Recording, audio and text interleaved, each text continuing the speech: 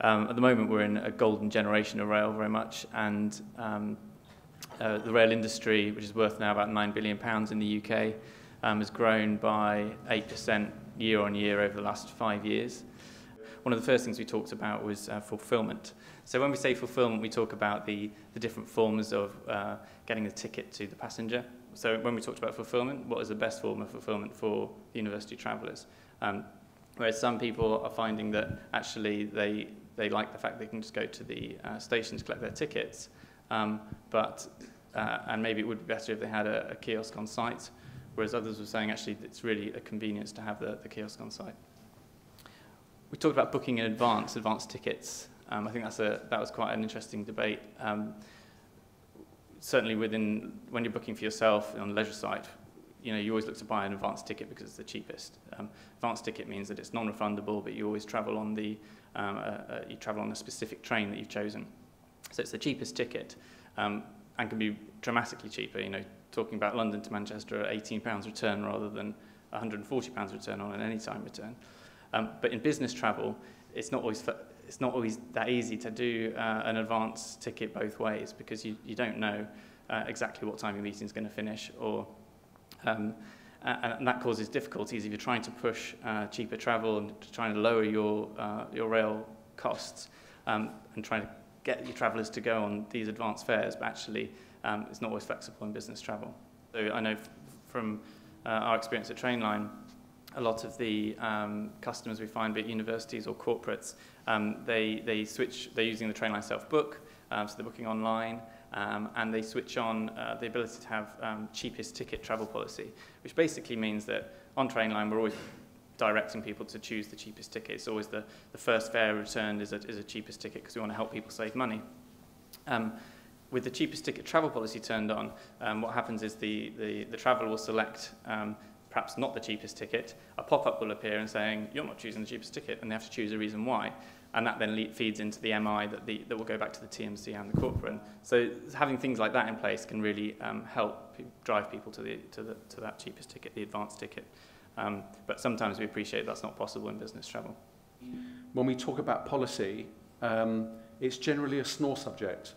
Policy is something that within organisations can either be something that is created to tick boxes and is then put in the drawer and forgotten, or it could become a very active and very proactive way of changing and managing an organisation. The bridge we saw, and I think where there is some learning for academia, if you were to look into the corporate sector, are professional services firms. So people like KPMG, where they globally act as a federation, so every organisation essentially runs themselves, or they're under a single brand. And then within that federated organisation, the partners, as being big fee earners, call the shots. So to be a travel team working and trying to mandate a policy within that sort of organisation gets very difficult. So they have to try and find ways that we talked about earlier, through demonstrating cost savings or some of the soft skills, some of the soft offers that come along, they can start to move the dial. I think we felt that the policy has to reflect the people in the organisation. The policy has to reflect the motivations of those people, and the policy has to reflect the different tools that you can use to try and bring people across the line, understand and see the policy as a tool.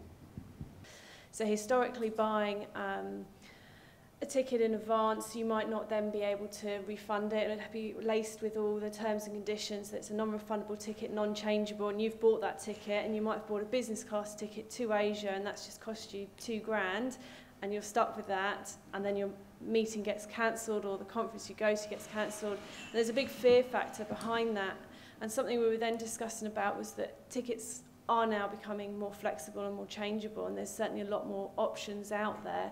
And it's trying to convey that message across to people, but also talking about travellers and doing their regular routes. So obviously a lot of universities tend to go to the same sort of destinations, and do people get into that regular use? I'm used to flying on X carrier to go to X destination, so that's what I do.